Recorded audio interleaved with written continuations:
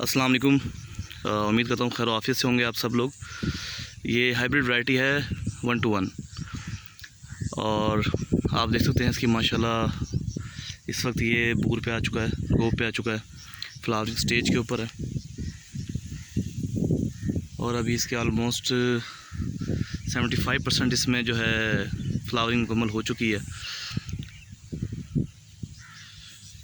ये उसी phosphoric acid जो हमने घर में तैयार किया था 15% वाला पे तैयार किया गया है और इसकी माशाल्लाह ग्रोथ देख रहे हैं आप।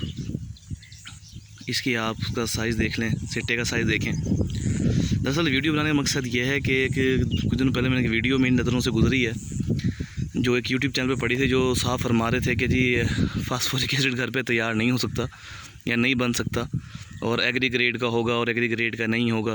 ये सारी फजूल बातें वो कर रहे थे।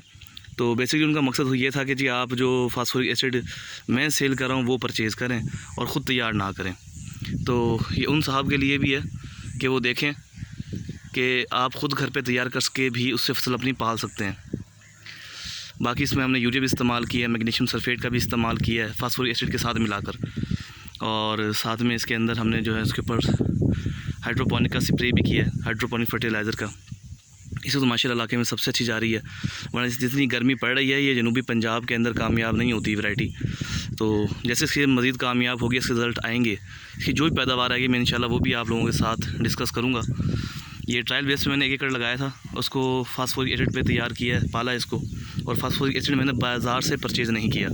दूसरी बात, जो दोस्त भाई बात करते हैं कि जी फास्फोरिक एसिड हम बाज़ार से परचेज़ करेंगे वो 85% वाला होगा तो वो ज़्यादा बेहतर है या नहीं है, तो भाई वो बिल्कुल भी बेहतर नहीं होता। उसकी वजह ये है कि आपने ये पूरा केन डालना है खुद तैयार करके 30 लीटर का, वो आपने 6 से 7 किलो डालना होता है। अल्टीमेटली जो है वो चीज़ वहीं जाके पड़ जाती है, बल्कि उस पर आपको ट्रैवल कास्ट अलग पड़ती है, यानी उसको बाय करेंगे जाके परचेज़ करेंगे, उसकी क्वालिटी का भी आपको पता नहीं होगा कि उसकी क्वालिटी किस तरह की है। तो ये तो आपके अपने हाथ में, उसकी चाहे जैसे चाहे क्वालिटी बढ़ा लें। और अगर आप इसको भी अगर इसकी परसेंटेज बढ़ाना चाहते हैं फास्फोरस की, तो सिंपल सा फार्मूला है कि इसमें आप तेज़ाब और फास्फोरस की मकदार बढ़ाते जाएंगे और इसकी फास्फोरस बढ़ती जाएगी, ज़ाहिरी बात है। तो लेकिन बेहतर ये 15% वाला यूज़ करें, ये आसान होता है, इसका इस्तेमाल अच्छा होता है और ये लगता भी ज़्यादा है। इसकी मिसाल ऐसा है जैसे कि अगर आप बाज़ार से दही परचेज़ करके खाते हैं, बाज़ार से दही ख़रीद कर खाते हैं और दही खाने के बाद आप नोट करें कि वो इतनी जल्दी डाइजेस्ट नहीं होती, हज़म नहीं होती जितनी जल्दी आप उसी दही की लस्सी बनाकर इस्तेमाल कर लेते हैं। तो एक ये सिंपल सी एक मिसाल है। तो दोस्तों उम्मीद करता हूँ आपको वीडियो पसंद आई होगी। इंशाल्लाह आप भी फास्फोरिक खुद बनाएं, तैयार करें। चावल की फसल सबसे नाजुक होती है, मैंने इसमें सबसे पहले ट्राई किया और यहाँ बड़ा ज़बरदस्त रिज़ल्ट दिए हैं। मज़ीद मैं आपको चल के दिखाता हूँ आगे कि हमने एक और लगाया है यहाँ पर कायनात 1-1 अब लगाई है, मैं आपको वो भी दिखाता हूँ। सॉरी, कायनात 11-21 वो आगे इस वक्त लगाई है और तकरीबन 15 से 20 दिन की हो गई है।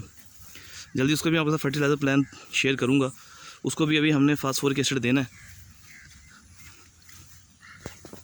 और जी ये आ गए हम अपनी कायनात 1-1 के 11-22 पे।